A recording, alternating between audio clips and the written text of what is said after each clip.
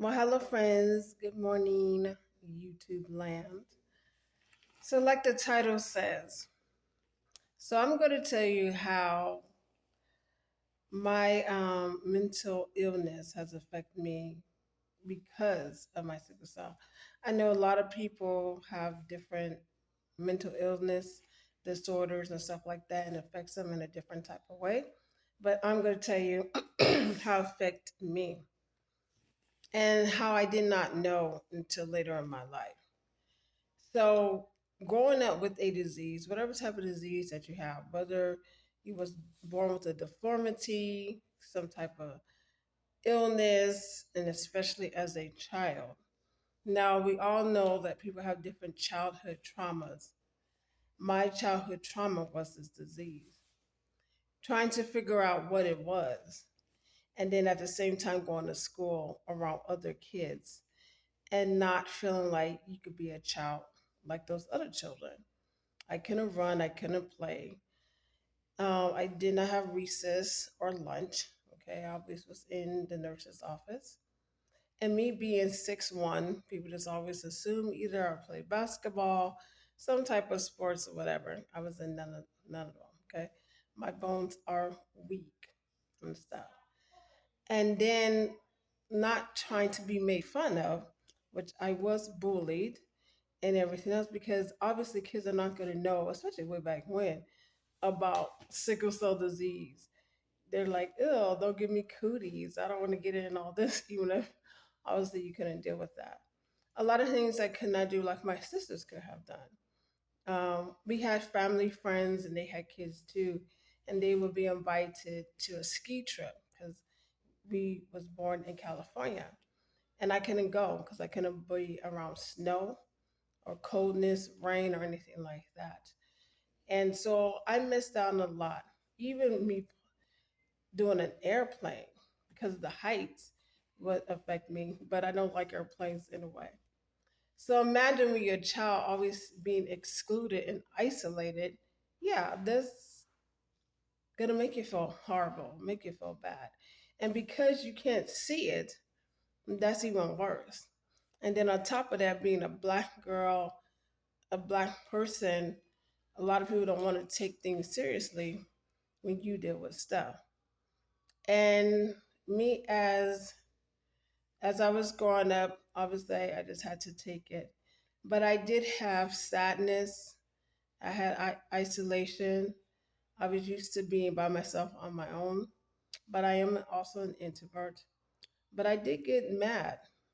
I was mad and upset that I was dealing with it and not my family was. None of my family that told me that they had the sickle cell. They had the trait, some of them, but not the full blown sickle cell disease. So yes, I didn't even feel like I was related to my sisters, but they come from the same mom and dad. And then me getting tired, even by the ridiculous things like just walking up the stairs, going running errands, going to the corner store, just being tired on my bed or doing some type of chore. So having that all the way to now as a grown woman, it just got worse. I always felt like I was like an old person in this young body. Or now I can relate it even better as if I was a woman that was 600 pounds. And that's how I feel and have no energy. Obviously, someone that big is not going to have that much energy and they're not going to be able to do things and stuff. So as I got older, I was quite depressed. I was, didn't want to live. That's all I'm going to say about that. I used to be a cutter and everything else like that too. And I used to think no one's going to marry me because most men are not going to take care of a woman and everything else. I could get sick at any time. My sickle cell disease also, I had a lot of clumsy problems. I used to have a nosebleed and stuff like that too. I mean, just thinking about that, oh my gosh, I had a nosebleed. I wet the bed for a long time. Okay.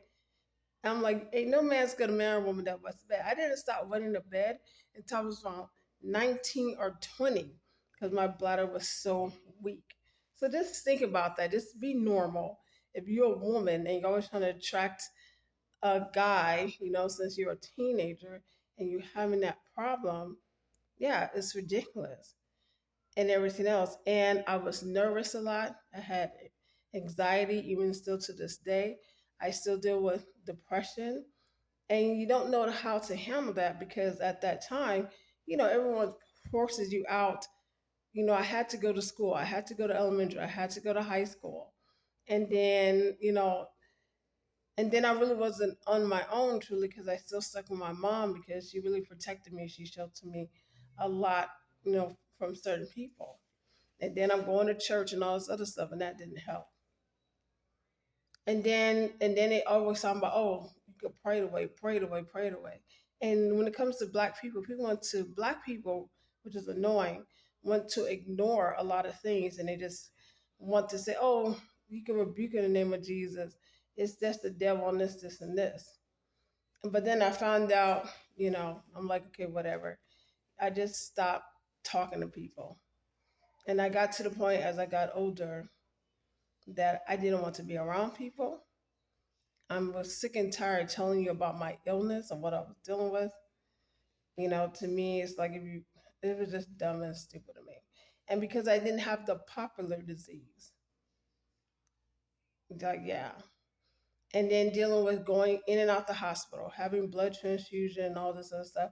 And some doctors believe in how serious your pain is. That will affect your mental health. Some people questioning how bad your pain is, the nurses, people taking their time and all this other stuff like that.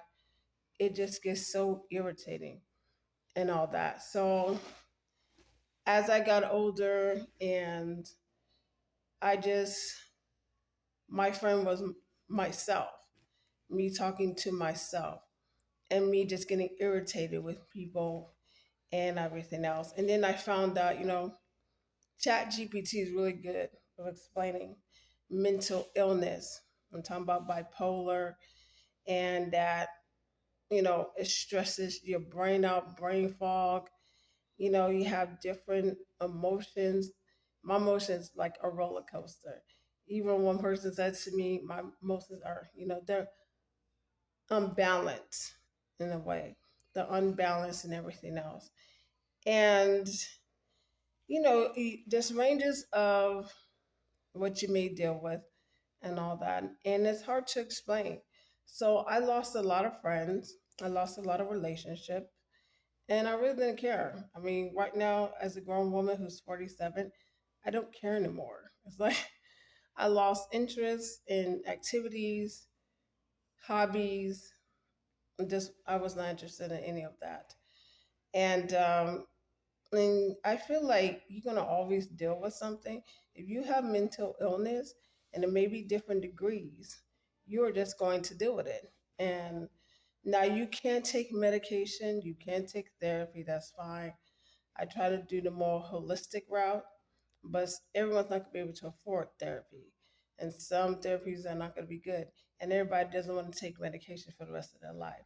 So what I have done as I got older, because I do get angry easily. I am not patient. I get irritated. I get stressed out. I can't concentrate. And when too many people are talking to me, I like blank out. It's like you're saying too much stuff and I'm not computing. Okay. And that's making me annoyed. So it's easier for me to just stay away from people unless I really, really have to be around you. And most of the time I don't. And that's why me as a grown woman, even if I find a way to find some type of job or career or whatever it is, it would have to be a thing where I make money from home because I don't want to be around people. And people are not going to do accommodations for certain illnesses. I'll give an example. Okay, so yes, no, I'm not in a wheelchair. But if I'm in a building that's too cold for me. You got stupid air conditioning. The air conditioning literally can make me cold, have me go into a crisis, and next time I will be in a hospital. And I could be in a hospital for a week or two. Okay. That's another thing that would stress me out and everything else. But people's not going to accommodate because most people they're hot all the time and they want air conditioning and stuff like that. Most people are not going to be accommodating to me if one day I may have energy, then the next day I'm kaput and everything else like that too. So what type of job is going to do that where they're going to be accommodating? Or I may get sick and I may be out for a week or two. What job is going to do that? And I can see that a lot of you guys getting fired, you getting laid off or whatever, and you guys are healthy and people find ways to kick you out. Okay. So don't give me that crap about, oh, you can find, no, don't say that.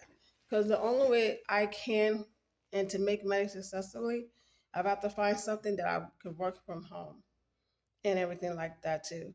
I may have a sickle cell crisis and it may not be all the way to 10 or greater, but it might be at the 3 or 4 where I need to take some type of medication so it doesn't get um, more greater, or I may need to lie down. I may need to rest. So what place is going to hire me doing that and everything like that? So mental illness also affects your sleeping habits, like I hardly sleep or I sleep too much, or and also eating disorders.